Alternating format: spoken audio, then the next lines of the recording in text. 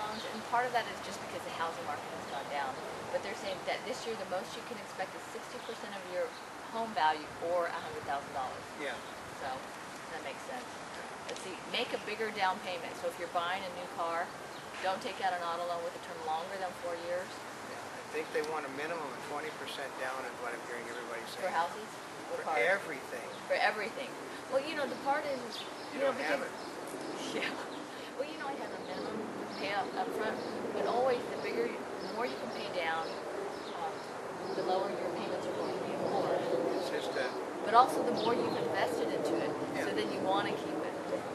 But in reality, bankers do not want large down payments. The government wants large down payment. A banker wants a smaller down payment because the smaller down payment means the loan is larger and They make more money over interest. They lose money on a large down payment. They don't like that. Most businesses only want you to do the minimum, and as soon as the government gets out of the involvement, they'll go back to minimum down on everything again. Because it makes the economy roll. It does make it roll. Because a guy. It also made the housing price go up. They made the housing prices go up, but that's the problem. It put people in the houses because they put them in the houses they could afford if nothing went wrong. But I know. We even have a little bit more. Cap your debt. At the height of the housing bubble, people were approved for mortgages with debt to income ratios as high as 55%. Yeah. Now you might be able to get a mortgage with a 43% ratio. I guess part of it right now is you're lucky if you can get one because cash is always better, and just know that everything's tougher to get.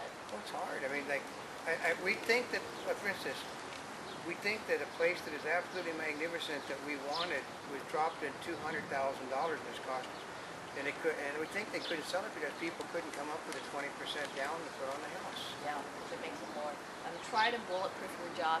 Now, actually, this one's always good for the credit crunch. And I think most of you, if you have a job, you're very thankful that you have one. If you're not thankful that you have one, you should be. Yeah.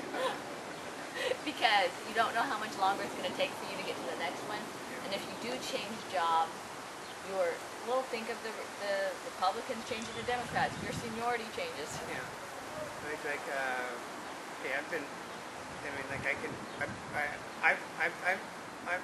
I'm from an industry. See, she's from a background that's considerably more stable than mine. I am from an industry which is a total instability. I mean, I'm used to not having a job. So you get to the point where, okay, we'll do it. If you have a job, be thankful.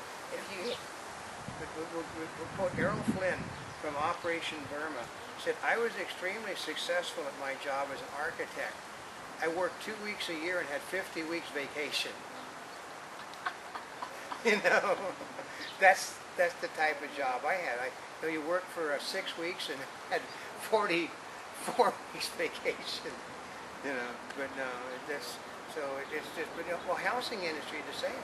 Okay, I keep telling people, I told Notaspringchick that the housing problem was going to happen before it happened because we knew it was because they were throwing people. It cycles. Yeah. Okay, everything is when cycles. I mean, the cycle was, okay, when I was younger and my father was building stuff with my grandfather on Sepulveda, which is nearby, you know, they're building big monstrosity things. If you could go into the bank, take the money out of your wallet to pay for the house in cash, they would make you a loan. Yeah. If you could prove to people, I don't even need this house, they would make you the loan. And then came the GI Bill and stuff to get people into Quantum, which is what they had at that time.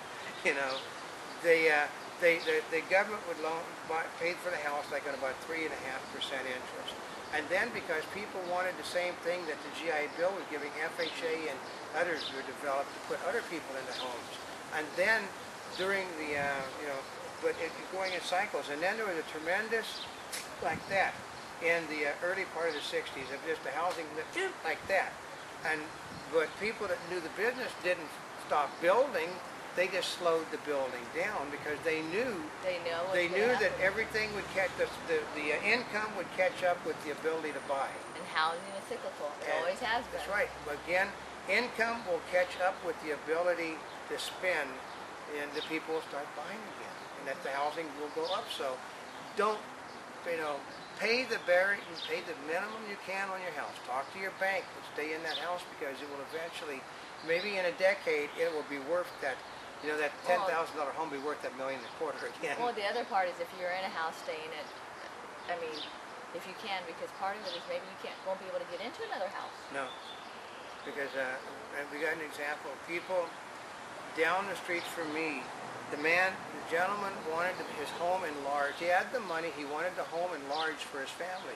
So he took his home. He did basically, which is a typical California renovation. They take everything out but one wall, so they can call it a renovation and not a gutting.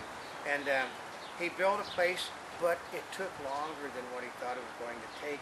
He had to go rent a place to stay while this was being done, and then the market went the opposite direction. And he became upside down because he used them.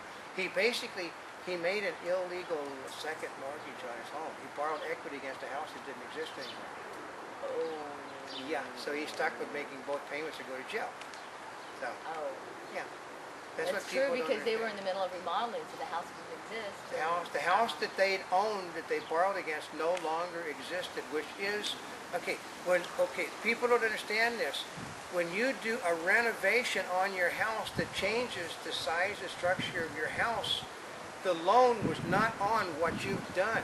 The loan was on the old thing, and basically, they can be, if they really want to get pissed-handed about it, they can take it, they can give you a 30-day notice to get that house back. Because I've seen that. We sold a place that we were living in. It had a 150-foot rock wall around it with roses, and it had mature fruit trees that we planted on the property. The gentleman came in, he took the garage out, he converted it into a bedroom, he took out the driveway, which is a circle driveway, put yard in, put the 150 foot of rock wall that was around the place, took all the rows of the trees out, and the people that had made, the bank that made him the loan on the house drove by one day and, oh my God. And they give him a 30-day notice to put the house back exactly like it was. Which you can't do. Or give him the money that he owed. He could do neither. So they put him in jail for it, for fraud. So be careful. If the bank if the organization has the loan on your home does not know you're doing renovations on your house, you can be in violation of the contract that you signed to buy the house. That's something that most people don't know. Ooh. I know. See all these tidbits of information you find. Yeah. Well, I come from one set of the world. We got two different sets of business, which actually merged together because our family both are in the grocery store business too. So, which is funny, isn't it? Yeah. But the economy is changing, as you know. Credit is tight. It's use it wisely.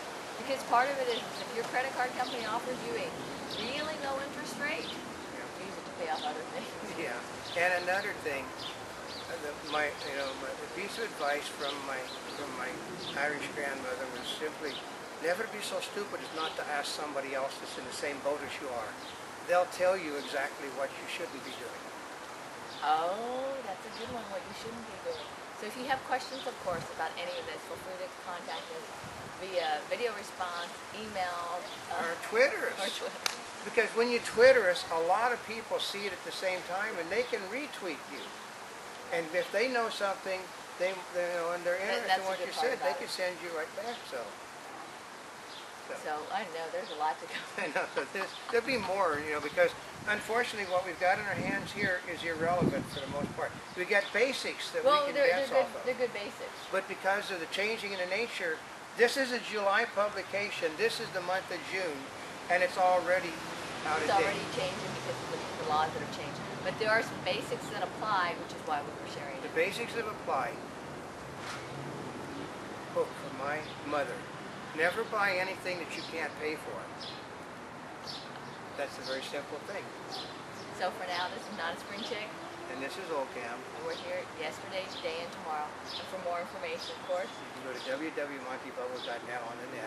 You can follow us on Twitter. And we're also on Rippin on your cell phone. And thank you once again.